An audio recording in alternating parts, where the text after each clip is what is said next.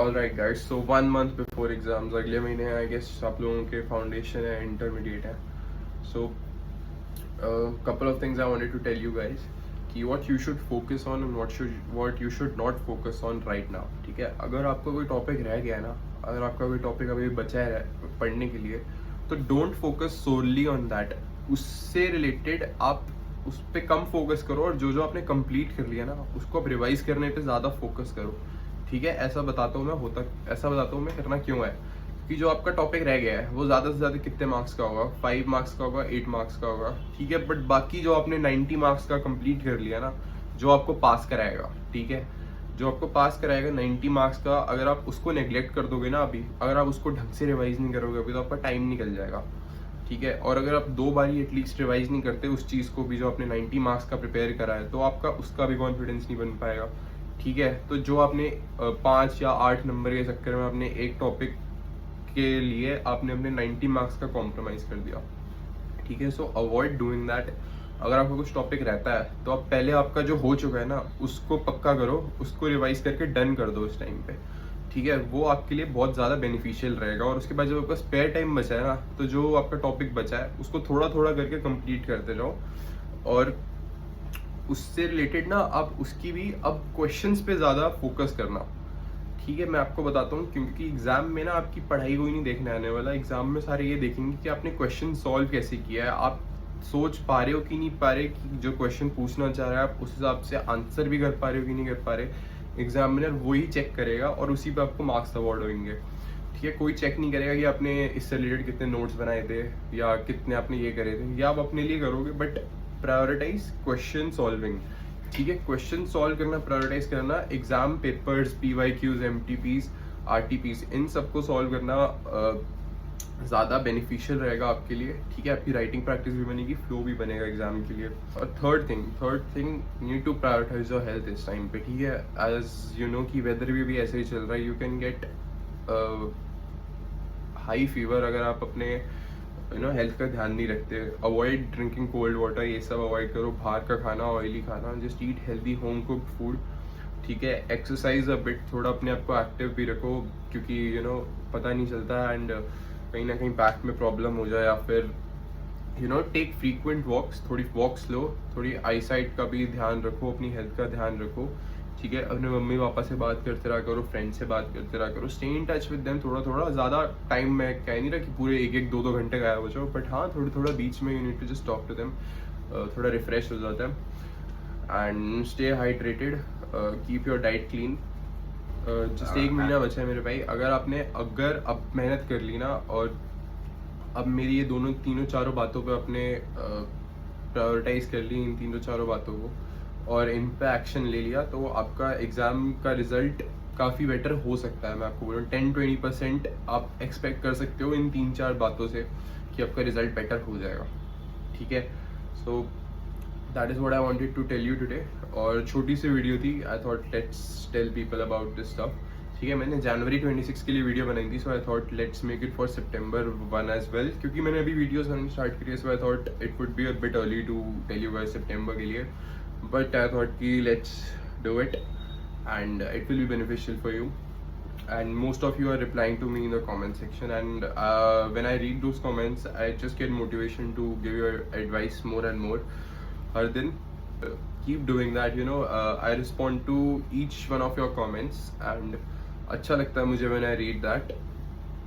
You can also ask me any queries या any guidance you need in the comment section, या फिर मैंने अपना mentorship link, अपना channel start कर दिया, you can ask me there as well. ठीक है, एंड इफ़ यू वांट कि you want to track your habits या फिर वर्कआउट्स कैसे करने हैं, तो you can check out my program in the description. वहाँ पे प्रोग्राम भी है लिंक्ड.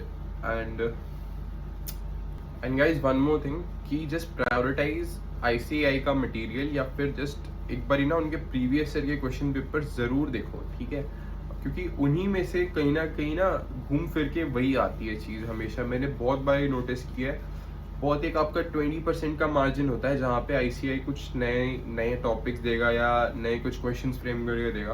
बाकी 60 to 80% पेपर में ना वो वही पिछले टॉपिक्स, जो इम्पोर्टेंट टॉपिक्स है ना, उन्हीं को एक नए ट्विस्ट के साथ दे देता है आपको. ठीक है, सो always prioritize what ICAI has given you study mats में, RTPs में, MTPs में, PYQs में.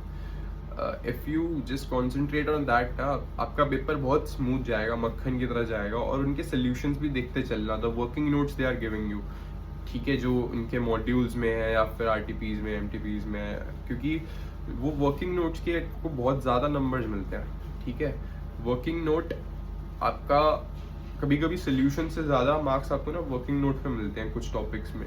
ठीक है, तो वर्किंग नोट्स आपको बहुत प्रॉपर बना के चलने. जैसे कंसोलिडेशन में होता है, कंसोलिडेशन में अगर एक फुल फ्लेजेड क्वेश्चन आता है तो उसके आई गेस 7-8 वर्किंग नोट्स बन जाते हैं. अगर आपने वो 7-8 वर्किंग नोट्स अच्छे से बनाया है ना, और कुछ किसी तरीके से आपकी मतलब कुछ गलती हो गई, बैलेंस शीट टाली नहीं भी हो रही, तो आपको उन वर्किंग नोट्स के मार्क्स पूरे मिलते हैं. वहाँ पे कटेंगे नहीं आपके मार्क्स. बैलेंस शीट के भले ही कट जाएंगे, बट वर्किंग नोट्स के आपको पूरे पूरे मिलते हैं. So do concentrate on your working notes. Consolidation हो गया, अमैलगमेशन हो गया, एंड लॉ में प्रैक्टिस फॉर्मेटिंग वाला. ठीक है, सेक्शन नंबर्स पे या सेक्शन नाम पे ध्यान ना देके, क्योंकि ICAI अब उस पे नंबर नहीं देता मेरे ख्याल से. अगर आप मेंशन कर देते तो एक नंबर मिलता है, नहीं करते तो कुछ कटता नहीं है आपका. ठीक है, उसमें जस्ट प्रायोरिटाइज फॉर्मेट्स, आपको कैसे आंसर करने हैं क्वेश्चंस, और कॉन्सेप्चुअल, क्योंकि बहुत ट्रिकी क्वेश्चन भी पूछ लेता है. मेरे को याद है मेरे पेपर में 2 पेज का क्वेश्चन आया था ऑन डिपॉजिट्स वाले चैप्टर में से. डिपॉजिट्स वाले चैप्टर में से. ठीक है, तो आपको अपनी रीडिंग स्पीड भी बढ़ानी पड़ेगी. अगर आपको पूरी केस स्टडी पढ़ के उसमें से क्वेश्चंस ढूंढने हैं, आंसर्स ढूंढने हैं ना, तो आपको अपनी रीडिंग स्पीड भी बढ़ानी पड़ेगी. तो उस पर भी थोड़ा फोकस रखना. एंड टैक्सेशन में तो बस वही, टैक्सेशन में भी यही सब चीज़ें होती हैं. वर्किंग नोट्स बनाने होते हैं, प्रोविजंस एनालिटिकली सोचना होता है. कॉस्ट और FM में you need to solve questions. Cost और FM में भी वर्किंग नोट्स पे ध्यान देना. वर्किंग नोट्स नंबर 1 पे रखना, क्योंकि वर्किंग नोट्स से ही आपका आंसर बनेगा. अगर आपने जस्ट आंसर कर दिया और प्रॉपर वर्किंग नोट नहीं है ना, तो उसमें मार्क्स आपके कट होने के चांसेस होते हैं. तो always prioritize your working notes वगैरह. ऑडिट में तो भाई, ऑडिट में द थिंग इज कि ऑडिट में ना मार्क्स आपको तभी मिलेंगे जब अपना ऑडिट वाली लैंग्वेज लिखो. ठीक है, लैंग्वेज ऑडिट वाली क्या होती है, जैसे ऑडिट एविडेंस होता है तो उसको बोलते हैं sufficient and appropriate audit evidence, या फिर ऑडिट है तो उसे ऑडिट एंगेजमेंट लिखते हैं. ठीक है, रिव्यू है तो रिव्यू लिखते हैं. ये सब होता है ना. लैंग्वेज होती है जैसे स्टैंडर्ड्स ऑन अकाउंटिंग होते हैं, स्टैंडर्ड्स ऑन क्वालिटी कंट्रोल होते हैं, ऐसे 200 700 की सीरीज, ये सब होता है. क्वालिफाइड ओपिनियन देते हैं, अनक्वालिफाइड ओपिनियन देते हैं. तो अगर आपने लैंग्वेज यूज़ नहीं करी ना, तो आपके मार्क्स कटेंगे भाई. ठीक है, और अगर आपने लैंग्वेज यूज़ कर दी, अगर आपने ढंग से आपके आंसर्स फ्रेम्ड हैं, इस लैंग्वेजेस में फ्रेम है, तो आपको पूरे नंबर मिलेंगे अगर आपने आंसर भी सही किया है और आपने लैंग्वेज भी सही लिखी है. ठीक है, तो do keep a note of these things. ठीक है, इन चीज़ों का नोट लेके चलना, ट्रैक करके चलना हर चीज़. ठीक है, रिविजन्स ढंग से करते चलना, and not to take more of your time. बस that is what I wanted to say you today. Do the hard work, specially when you don't feel like it. Thank you.